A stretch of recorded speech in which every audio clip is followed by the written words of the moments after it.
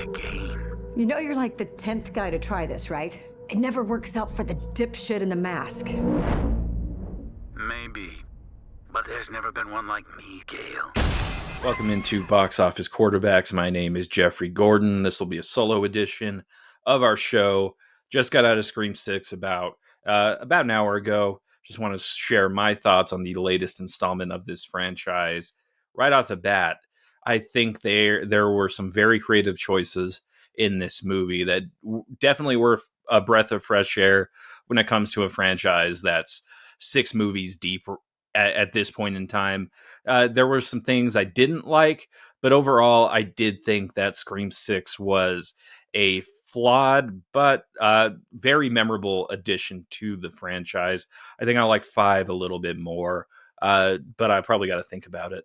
This movie follows the Carpenter sisters, Tara and Sam, as well as their friends Chad and Mindy, who moved to New York City after the events of Scream 5. The Woodsboro murders from the same town where Gale and Dewey and Sydney and the whole franchise kicked off. So they're trying to move their lives forward. Tara's in college. She's tired of, being tied down by Sam's kind of paranoia over what happened in Woodsboro. And that creates probably the strongest relationship in this movie, which is Tara and Sam.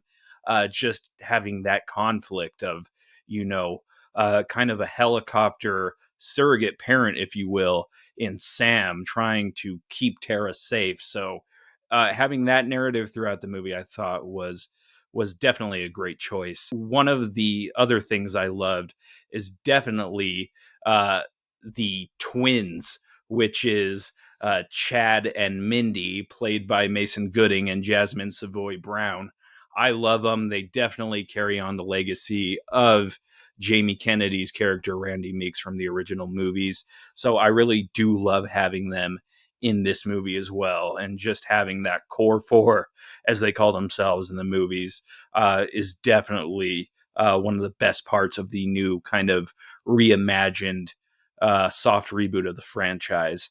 As far as going into the movie itself, I love the opening scene in this movie. I thought it was probably the most creative opening scene that we've had in a very, very long time.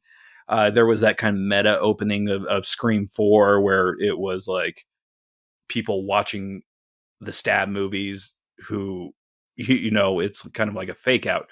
But this is a fake out in a different way, where you have the reveal of Ghostface right off the bat. Tony Revolori, who plays Flash Thompson in the Spider-Man movies, using a dating app to lure his film professor into an alley. And that was a twist within itself, to have a Ghostface revealed just like that, just right in the opening 5 minutes of this movie. But then it twists again, and his character goes back to the apartment. You see a shrine of the Stab movies. You see the mask that he used being placed up on a mantle. He finds his roommate, who he was planning to pull a Billy Loomis and Stu Macher with Sam. He finds him dead in the fridge, just cut up, crazy gory. And then there's another ghost face. So there are definitely the most ghost faces in any movie in this movie, which I really, really loved. Another scene I really liked too, that I think was just really creative, and it really kind of built on the anxiety, was the subway scene. And you've probably seen it in the trailers and everything like that. To have this movie set on Halloween, I just thought was a great choice. Like, it just adds to the sort of mystery that anybody could be behind the mask. And to have our main characters on a subway with multiple people dressed as Ghostface, I thought was just great. Really, really good stuff by the filmmakers there. You also get some returning characters. Gale Weathers is back again, just back on her bullshit, trying to capitalize on Woodsboro murders, writing a book about Sam and Tara when she said that she wouldn't write a book about Sam and Tara. Typical Gale behavior that we've seen in the first 5 movies of the franchise. You also get Kirby back from Scream 4. Scream 4, I really did like. I thought that was an underrated addition to the franchise. So seeing her back was it was pretty cool. Like she's an FBI agent now. So I like that they gave her that story as a survivor. They definitely pull a fake out with her character towards the end, where they make it seem like she is the killer in this movie, and I thought that was a great choice as well. Where it falls apart for me, though, is the reveal of the actual ghost faces. And like I said, there are more than one, and it's not two this time. It is 3 ghost faces, all connected to Richie, who was one of the killers in the first movie, played by Jack Quaid. So his dad is the New York City detective in this movie, which is played by Dermot Mulroney.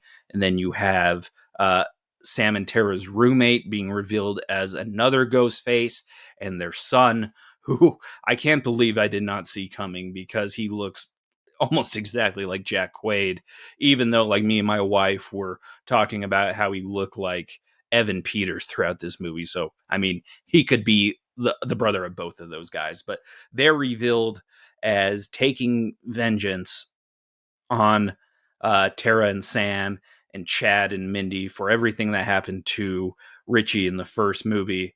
And, you know, I see where they're trying to do kind of an homage to Scream 2, where it was Billy Loomis's mom as one of the killers. And then, you know, hey, I'm trying to get, you know, revenge for my kid. But this was, it was interesting because they build up this entire shrine that takes evidence from all throughout the franchise of all these different kills. You have the pajamas that Stu Macher wears in Scream 1. You have the knife that that Kirby was stabbed with in Scream 4. You have all the masks and all the robes of all the killers. This guy's a New York City detective. Like, how did he get that much pull to get all this evidence gathered into this museum like thing? It was cool to look at, don't get me wrong, but that is where I just think the reveal was just so ridiculous. And I kind of latched on to Dermot Mulroney being the ghost face probably when I first saw him on screen. Like, I leaned over to my wife and I was like, it's gonna be him. It has to be somebody in law enforcement if you're having DNA of past ghost faces uh put onto the masks, you know what I mean? So I mean, that was fine. You also get, you know, 3 of the biggest characters like gravely wounded in this movie, and none of them die. Which, I mean, I'm happy to see Chad and Mindy and Gail live on, but I think just to kind of raise the stakes of this a little bit, you gotta like let one of them go.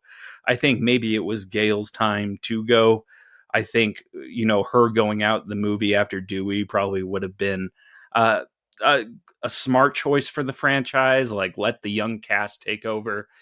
I thought maybe, you know, what's she gonna do in the next movie? She's gonna be back on her bullshit again, trying to dig into the lives of Sam and Tara and just starting this whole thing over and over again. So I would have liked to see the stakes raised a little bit.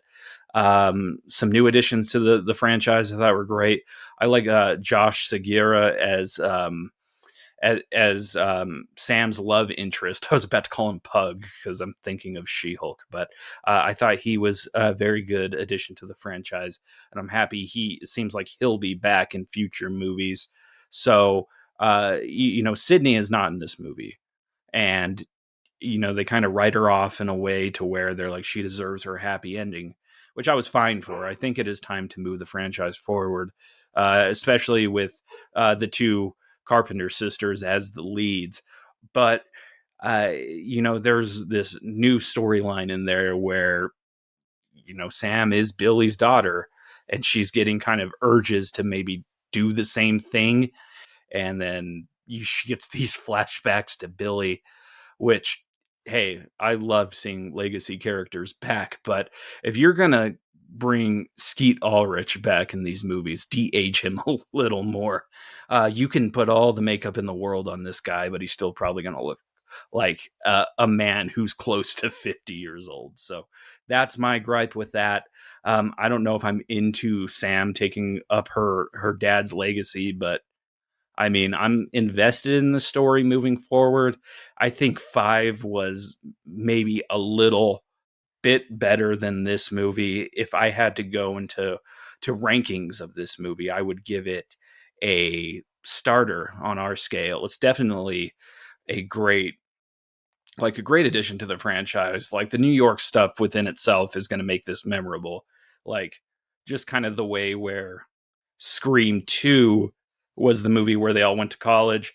Like they go to college here, but Scream 6 is like, hey, that's Ghostface in New York. So that's going to be that edition. But yeah, that's my thoughts on it. I am excited for Scream 7. I am excited for Scream 7. I do think they need to slow their roll a little bit, like slow down a little. Don't pump these out every single year. Like I'll watch them, but maybe focus on the story a little bit more before we get too ahead of ourselves this time. So that's my thoughts. I want to hear what you guys had to think. Tell me in the comments, hit us up on social media, our website, all that fun stuff. I am Jeff. I will be back next week with Gerald. We're going to talk about the season 1 finale of The Last of Us. Until then, catch up on all our past episodes right here on YouTube, Spotify, Apple, whatever your preference is. We got you covered.